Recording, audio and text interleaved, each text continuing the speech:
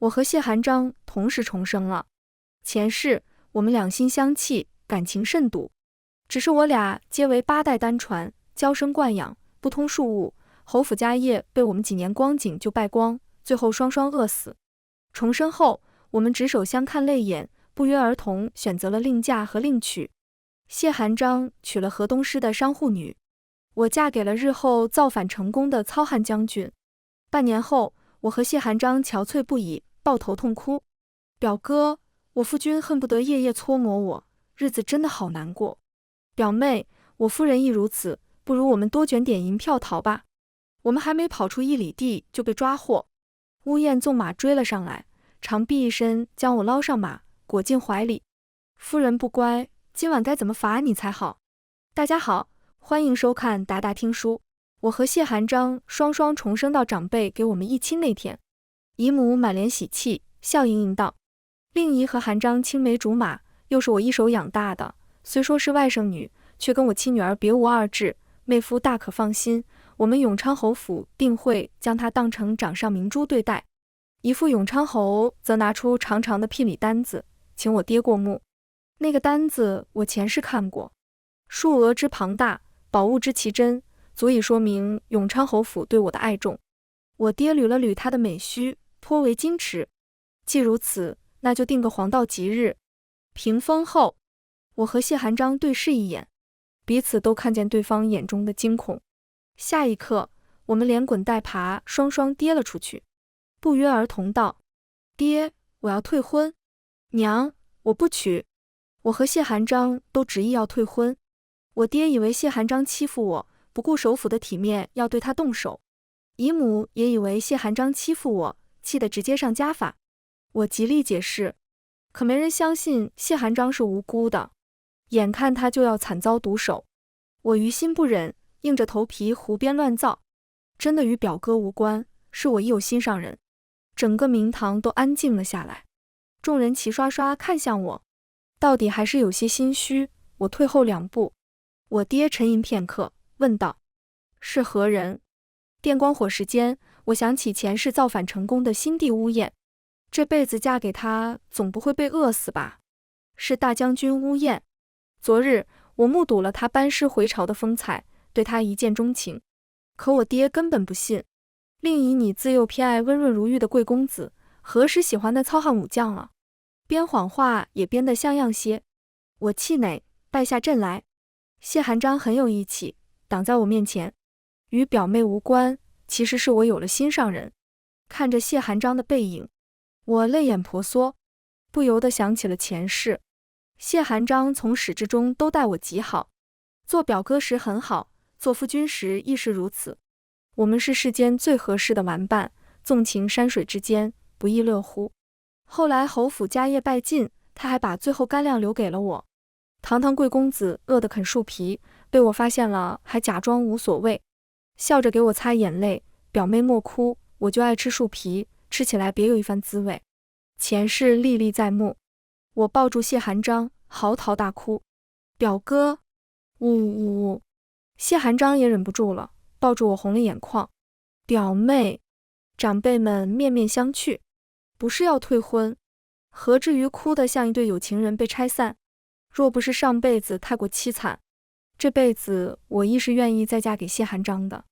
我们兴趣相投，门当户对。我是内阁首府独女，谢寒章是永昌侯独子。因我娘早逝，我爹疼惜我小小年纪没了母亲，千娇万宠将我养大。我贪图享乐，不学女工刺绣，亦厌恶打理钟馗和庶务。当然，我偶尔也会自省，我爹却不以为然。我女儿生来就是来世间享福的。谢寒章是我表哥，他胸无大志，喜欢杂学旁收，琴棋书画，是个逍遥之极、不务正业的纨绔。总之，我们俩简直像天造地设的一对，都是娇滴滴的废物。前世2家长辈去世后，我们2人就像是失去庇佑的幼鸟。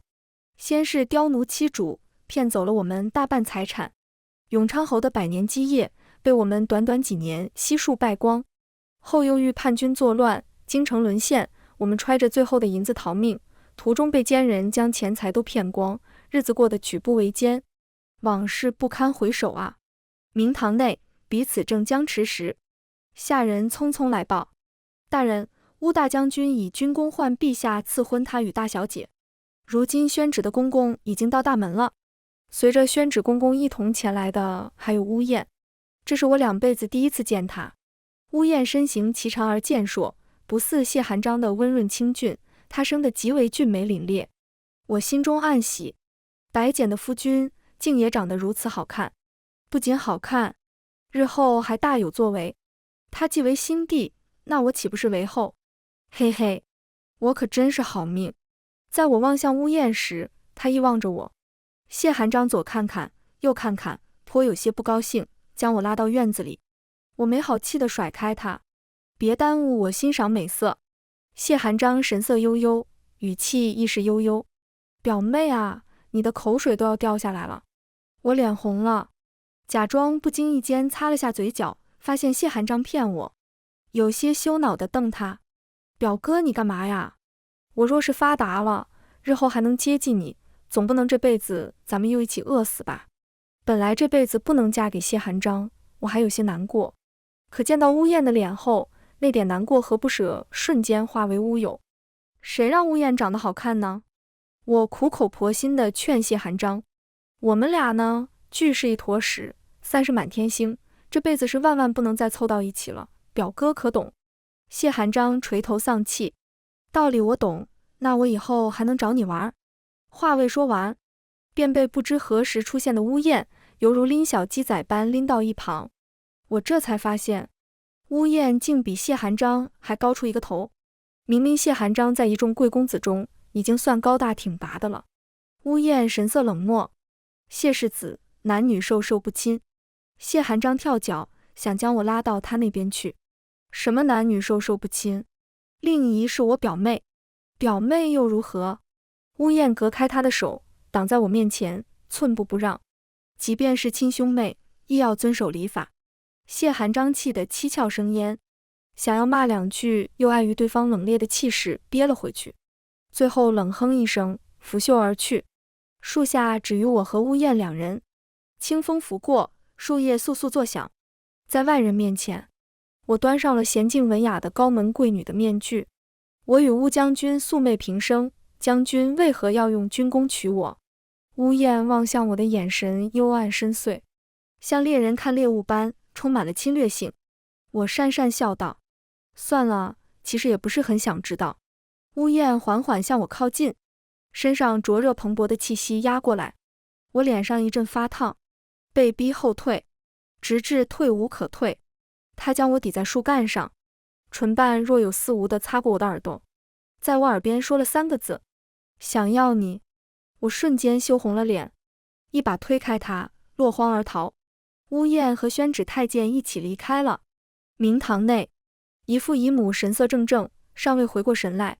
我爹则脸色铁青，将桌子拍得啪啪作响。岂有此理！就凭一道圣旨就想抢走我宝贝女儿，我即刻进宫，哪怕拼了我这条老命。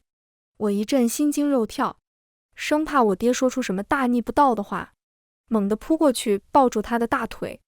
爹，你糊涂了！我心悦乌将军，乌将军用军功娶我，想必心悦我，这是佳偶天成，天作之合啊！陛下金口玉言，圣旨如山。这道婚约是乌燕用军功换来的恩典，岂是那么容易推翻的？我爹身为首辅，权势滔天，已然被龙椅上那位忌惮视为眼中钉肉中刺。前世他就是被皇帝逼死的，可不能再让他作死。劝好了我爹，我又泪眼汪汪地看向姨母。我不嫁给表哥，姨母就不疼令仪了吗？姨母抱住我，泪眼婆娑。傻孩子，你是姨母一手养大的，姨母怎会不疼你？我们哭成一团。这桩婚约总算在哭哭啼啼中给坐实了。府内正紧锣密鼓地筹备婚礼，我在怂恿我爹辞官。您是首辅，乌燕是大将军，咱们2家结亲，陛下晚上睡得着吗？我爹满脸欣慰，脸上没有丝毫被逼辞官的懊恼，只有无而聪慧的得意。他立马在家装病，和皇帝一顿拉扯过后，上了折子，成功辞了官。谢寒章这边也没闲着，根据前世记忆，半年后，姨母呼唤重病，御医束手无策，只有民间的华神医能医治，可神医见首不见尾。直至姨母去世，姨父殉情，我们才得知华神医是天下第一富商沈家家主的师傅。重生后，谢寒章提早去沈家请华神医相助，没成想沈家家主沈望舒竟然对谢寒章一见钟情。他提出交换条件，请华神医出山可以，但谢寒章需入赘给他沈家。谢寒章是永昌侯府8代单传的独苗，怎会答应如此荒谬的要求？可他又确实有求于人，便天天围着沈望舒打转，动之以情，晓之以理。沈望舒烦不胜烦，一棒子将他打晕，绑回沈府，直接生米煮成了熟饭。谢寒章翌日醒来，看到美人在怀，顿时觉得天塌了。沈望舒误以为他不想负责，将他又睡了一遍，秉着即便婚事不成，要个孩子也行。谢寒章误以为他想去负流子，再次天塌了。两人闹得鸡飞狗跳，活生生一对欢喜冤家。自皇帝赐婚后，我家就被乌燕派侍卫盯着，美其名曰保护，实则不让谢寒章见我。可日防夜防，防不住谢寒章能豁得出去。他半夜钻狗洞来找我，来了也不说话，只一个劲的嘿嘿傻笑。我忍无可忍，踢他一脚。跑我这傻笑半天，你钻错狗洞了吧？你原打算钻的是沈府的狗洞吧？谢寒章的脸红成了猴屁股。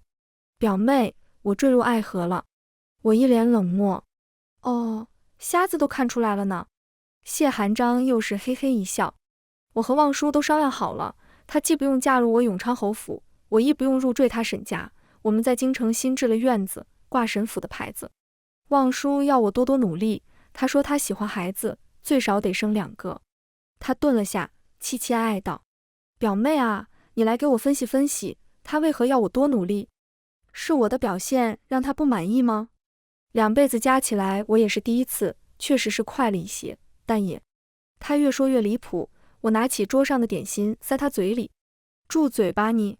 谢寒章嚼嚼嚼，哎，好吃，我带回去给望舒尝尝。他风卷残云，将一盘子点心一扫而空，打包好，又换了个话题。我查出来了，乌燕的心上人是他杨姐，入宫后被陛下封为宸妃。我莫名有些气闷，反正我也不喜欢他，我管他心上人是谁，嫁他不过是为了找棵大树好乘凉，只要树够大就行。听说你与宸妃眉眼相似，难怪乌燕非要娶我，这是将我当成心上人的替身了。转眼到了大婚那日，毕竟是皇帝赐婚，这一世婚礼的排场比前世还要盛大。谢寒章本想背我出嫁，却未能如愿，因为他和沈望舒的婚礼也定在这日。我端坐床边，盖头被一柄玉如意挑开，刺目的烛光涌来，我下意识闭上眼睛，直到耳边听到一道沉沉的低笑声。夫人，睁眼。我脸颊发烫，睁开了眼睛。乌燕一身大红的喜服，正垂着眼看我，烛光勾勒着她脸的轮廓如刀裁，眸色漆黑深沉，薄唇微微向上勾着，看起来心情很好。喝完合卺酒，她忽然俯身吻了下我的眉心。我猛地瞪大眼睛，双手飞速捂住额头，骄横地斥道：你放肆！乌燕眸中含笑：这就放肆了？你我已是夫妻，今夜是我们的洞房花烛夜，更放肆的还在后面。他顿了下，声音比方才更低沉，带着一丝不易察觉的沙哑。令仪，我说过我想要你。我心跳如擂鼓，这是前世跟谢寒章在一起时从未有过的感受。我先去招待宾客，夫人等我。乌燕走后，我愣了半晌才回过神来，脑子里忽然又想起了谢寒章打听来的情报。乌燕的心上人是他的杨姐，你与他的眉眼极为相似，难怪方才亲我的眉心，简直越想越气。还想我等你，想得美。我沐浴完直接爬上床睡觉，大概是太累了，闭上眼睛很快就睡着了，半夜睡得迷迷糊糊，身后贴上来一个滚烫坚实的东西，像汤婆子，暖洋洋的很熨贴。我舒服地轻哼几声，手脚宛如藤蔓般缠抱了上去，耳边骤然响起了一声低沉的闷哼。那东西更加坚硬滚烫，略微挣扎了几下，仿佛想要挣脱我的束缚。我死死抱住，嘴里哭哭唧唧道：“呜呜呜，别走！”终于，一切都安静了下来。我沉沉睡去，一觉睡到天亮。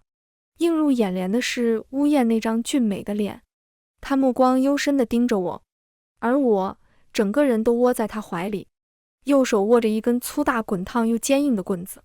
我脑子一抽，竟然还迟疑地捏了捏。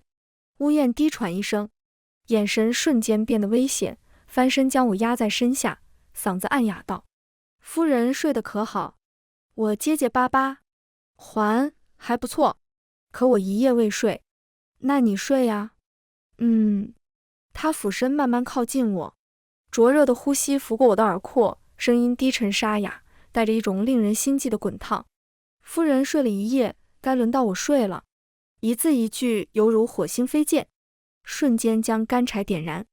乌燕的吻游走在我的颈侧，呼吸沉重，我浑身酥麻，软得像一滩水。你放开我！”乌燕忽然松开我，脱掉身上的寝衣，一具极具侵略性的男人躯体猝不及防出现在我眼前。他是武将，身材高大魁梧，肌肉奔张紧实，小麦色的肤色在晨光中泛着光泽，特别是下腹某处沉甸甸的，宛如蓄势待发的猛兽。我吓傻了。前世我与谢寒章的新婚夜，因我娇气爱哭又怕疼，谢寒章一碰我就哭，我们未曾圆房。而后几年，我们一起养蛐蛐，玩斗鸡，看杂耍，兴致来了琴箫合奏一曲，他画画我题诗，时不时又出京游山玩水。兴许是年纪小，直到我们饿死时才将年满19岁。谢寒章始终未曾碰过我，虽说我没看过谢寒章那处，可我也知道乌燕尺寸不正常，实在太惊人。乌燕沉重的身躯又压上来吻我。“不要，我害怕，我还没准备好。”我偏头躲开，声音抖得不成样子，带着哭腔，徒劳地用手去推他那只铁箍般的手臂，指尖碰到他结实紧绷的小臂肌肉，硬得像石头，纹丝不动。乌燕动作却停了下来，伸手勾走我脸颊的泪水，我才发觉自己哭了。他压着嗓音道：“是不是只有那些？”我哭得不能自已，抽抽噎噎地问：“谢什么？”“无事。”他眼神复杂，温柔地给我擦泪。“莫哭，我不碰你，令仪，我可以等你忘记。”“忘记？忘记什么？”“接下来的日子相安无事。”乌燕每日都很忙，有时忙不过来，还会夜宿军营。他把将军府的钟馗交给我，让将军府的老管家教我。我怕自己重蹈前世的覆辙，这辈子是不敢再继续当废物了，学得格外用心。还好我只是懒散，不是真蠢，很多事老管家一点就透。学会如何长家后，我又开始琢磨圆房的事。这段时间乌燕虽然守诺没碰我，但她每看我的眼神实在露骨，都快将我生吞活剥。我约谢寒章在酒楼见面，寒暄过后，扭扭捏捏问他有没有那种药。谢寒章神神秘秘掏出一罐给我：“有的表妹，有的。你找我算是找对人了，这是我特意求华神医给配的，一粒价值千金，且不伤身体，你只需神不知鬼不觉哄乌将军吃下即可。”我有些疑惑，明明是我想缓解疼痛，为何却让乌燕吃药？没想到乌将军身板看着好看，竟是个花。话未说完，包厢门猛地被推开，门外乌燕神色冷肃，沈望舒满脸恼怒，两人一同大步冲了进来。乌燕面无表情，将我扛在肩头往外走。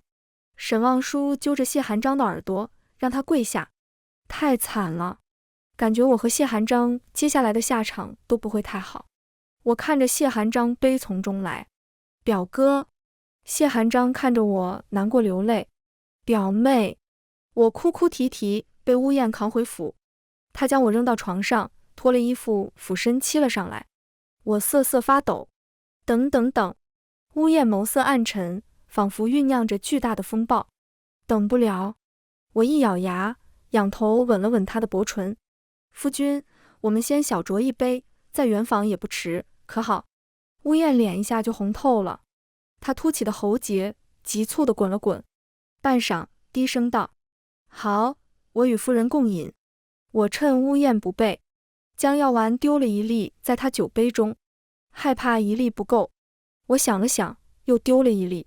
药丸无色无味，迅速融入到酒中，当真是神不知鬼不觉。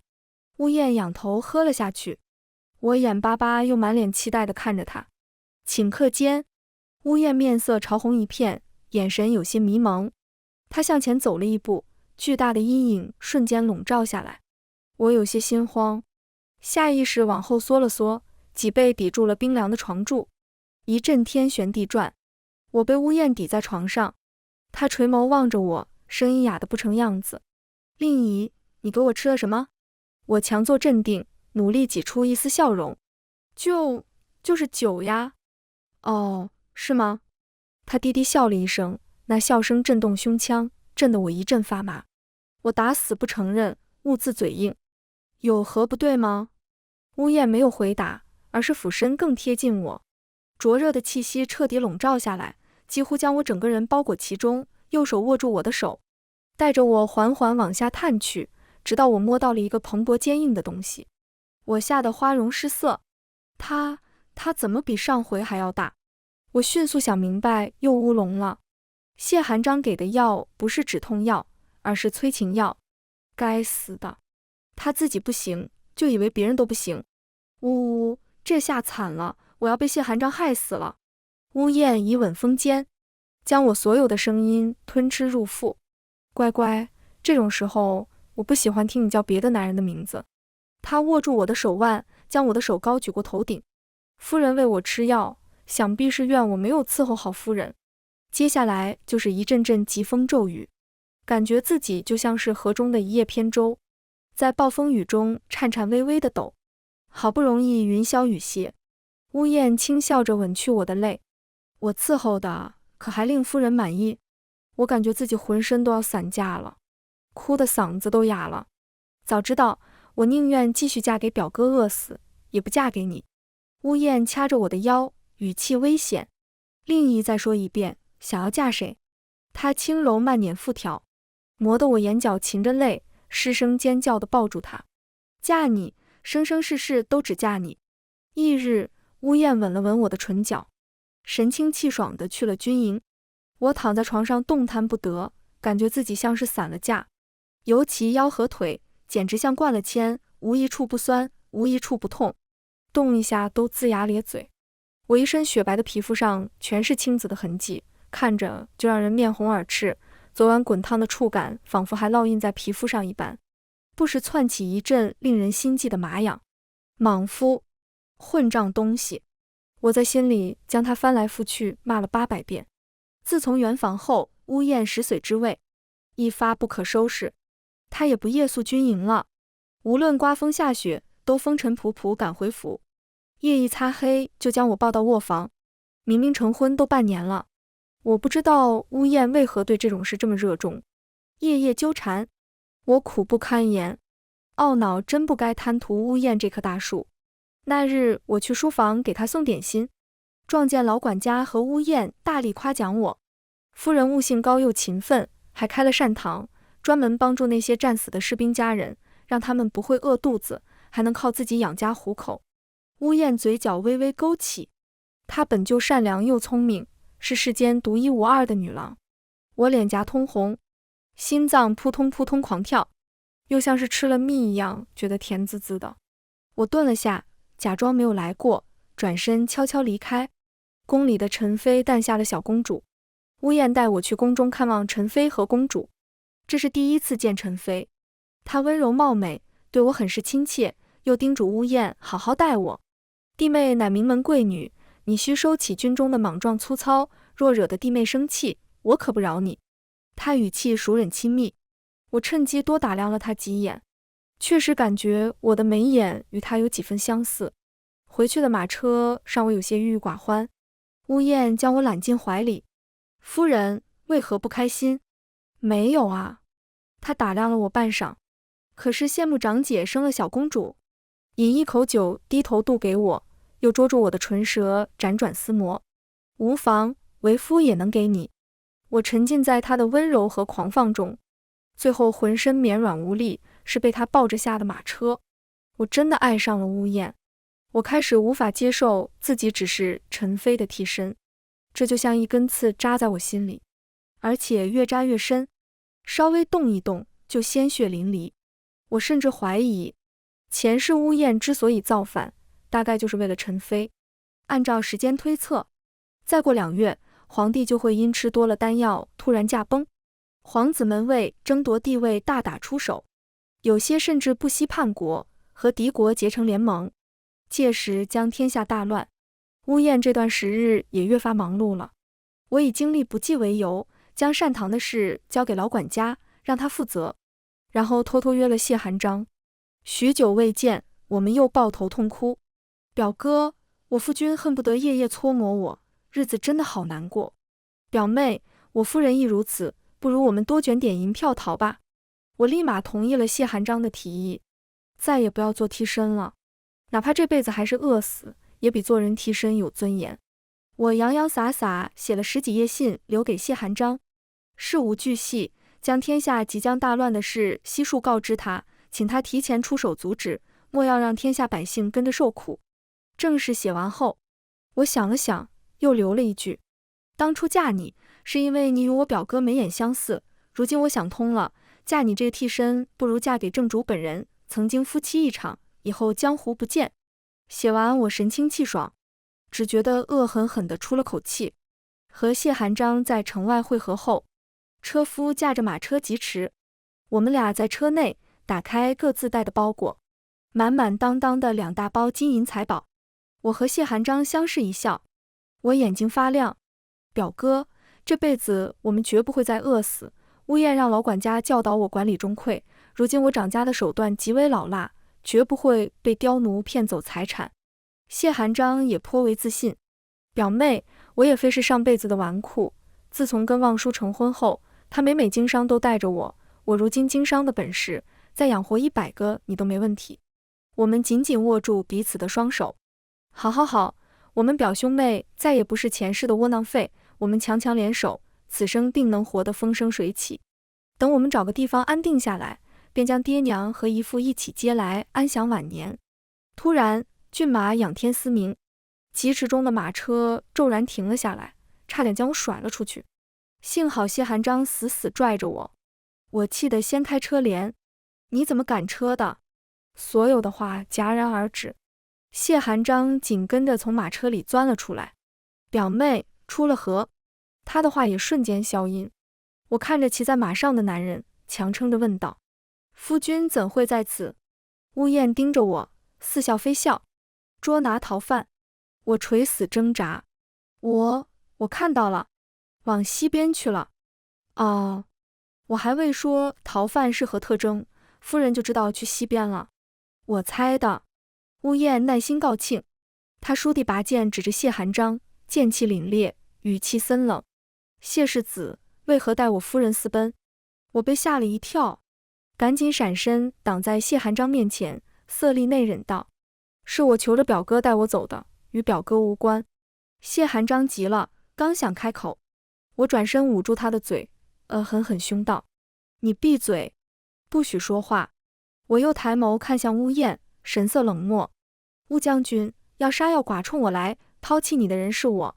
乌燕持剑的手微微发抖，他猛地收回宝剑，剑入剑鞘，发出一声清越的争鸣之声。四下沉默，冬日寒风穿过旷野，呼啸而过。乌燕眼眶通红，抬手指着谢寒章，惨笑一声问道：江令仪，我与他的眉眼相似，是吗？我心中亦不好受，却不想服输，梗着脖子道：是。我是他的替身，是吗？是。你嫁我，只是想找个靠山，是吗？是。我眼眶发烫，一字一句道：乌将军，还有何要问？乌燕眼眸猩红，死死盯着我，俊美的脸上挂着的神色有些癫狂。他忽然长臂一伸，将我捞上马，裹进怀里紧紧抱住。骏马往城内狂奔而去，我被颠得晕头转向，耳廓却被温热的唇瓣含住。替身便替身，能给令仪做替身，是我之幸事。他声音沉沉，有些狠厉。令仪想让我放手，祝福你与你那表哥做一对野鸳鸯，除非我死。我目瞪口呆，这到底是什么发展？为何成了这样？乌燕灼热的气息打在我颈侧，与我调笑。夫人不乖，今晚该怎么罚你才好？我被乌燕带回将军府，他将我包得精光，按在书案上肆意挞伐。我这才明白，原来之前乌燕都算是克制的。夫人可舒服，我可是日夜苦读避火图，就为了伺候好夫人。我一巴掌扇在他脸上，带着哭腔道：滚，别碰我，乖乖。乌燕眼神黑沉如墨，声音低沉如同耳语。不想让我碰，想让何人碰你？谢寒章吗？他的嗓音有些奇怪，带着一种奇异的、压抑的、令人心间发颤的语调。你这辈子、下辈子、下下辈子都只会是我的妻。随着最后一个妻字落下，他身子猛地一沉，动作癫狂，强势不已。那夜，夫人的寝卧烛光燃了一夜，将军叫人送了7、8次水，直至晨光熹微亮起，寝卧里令人羞涩的声音才消停下来。我被乌燕软禁了起来。乌燕每夜都来看我，她与我说话也好，想与我缠绵也罢，我都沉默，任她摆布。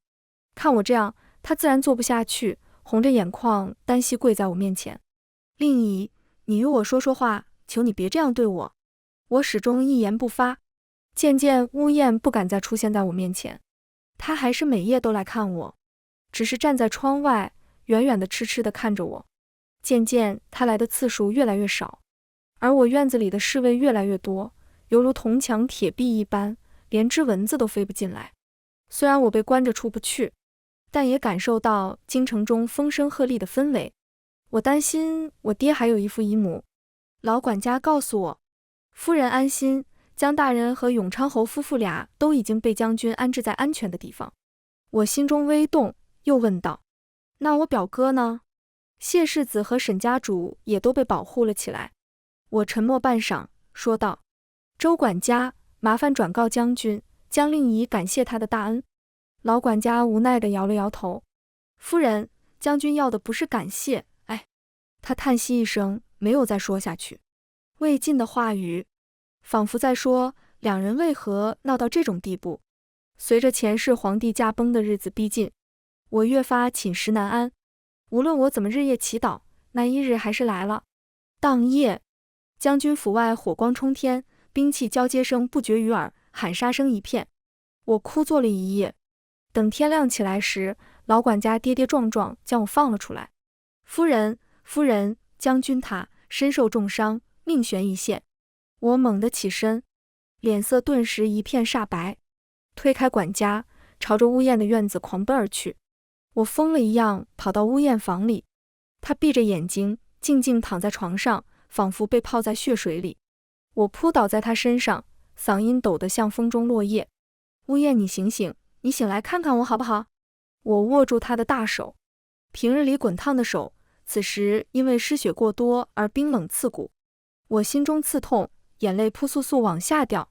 对不起，是我小心眼，我知道你的心上人是陈飞，而我只是陈飞的替身，因为我和陈飞的眉眼相似而得到你的爱，让我感觉自己就像个见不得光的小偷，偷了不属于我的东西。我趴在他的床边失声痛哭，耳边忽然响起乌燕虚弱的声音，听着隐约有些咬牙切齿：谁说你和陈飞眉眼相似？又是谁说你只是陈飞的替身？我猛地抬头看向乌燕，只见他目光炯炯地看着我，虽然脸色惨白，眼睛里却燃着怒火。我欣喜若狂：夫君，你醒了。我没有昏迷，只是太痛了，闭目养神。他喘了口气，追问：你还没回答我，是谁跟你说你是替身的？我一脸茫然：啊，是表哥打听来的消息。乌燕气笑了：长姐是狭长的瑞凤眼，你是圆溜溜的杏眼，这也能叫眉眼相似？我咬了咬唇，瞬间明白，表哥又乌龙了。你们兄妹真是……乌燕克制了一下，没有继续说下去。我垂着头装乖，柔声道：“夫君养伤要紧，如前世一般。”乌燕成为了新帝，册立我为皇后。他又将已经辞官的我爹请回来当首辅。我爹对他甚为钦佩，另以你眼光比爹好，想当初你要嫁给陛下，我还想阻拦你。我尴尬一笑，其实只是因为我有先知视角，知道乌燕绝非池中物而已。晚上，乌燕抱着我云雨了一场，我窝在他怀里玩着他的手指。夫君，你也是重生的，对吧？乌燕轻笑一声，什么都瞒不过夫人，因为你用军功娶我这件事，怎么想都不正常，我又不认识你，想来想去，我们只有前世的缘分了，可我前世对你也不曾有过印象。乌燕吻了吻我的发顶，你和谢寒章逃难时救过一个乞丐，那乞丐是我，我被三皇子派的杀手追杀，又受了重伤，假装成乞丐躲避杀手。你将身上所剩无几的银子用来给我抓药了，还把唯一的馒头给了我，可还记得？他这么一说，我全记起来了。那时我和谢寒章还没有到山穷水尽的地步，我还有善心救人，只是那个乞丐蓬头垢面，我都没看清他的脸。万万没想到，竟会是乌燕，不得不感慨缘分的奇妙。我笑盈盈地仰头道：“就因为一个馒头就爱上我啦？你那时好歹也是大将军哎。”乌燕垂手吻住了我的唇，情不知所起，一往而深。他缓缓将我压倒，烛火摇曳，满是旖旎。全文完，达达听书，感谢您的观看，每天上新精彩小说，喜欢就订阅吧。